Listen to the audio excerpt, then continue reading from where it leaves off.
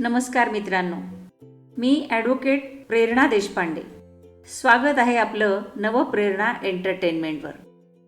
मित्रांनो, मी नुकतीच अमेरिकेला माझ्या मुलीकडे गेले होते.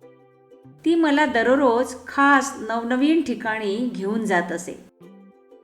मी तिथे पाहिलेली स्थळे, मिळवलेले ज्ञान, माहिती आपल्यापर्यंत पोहोचविण्याचा हा माझा प्रामाणिक प्रयत्न आहे.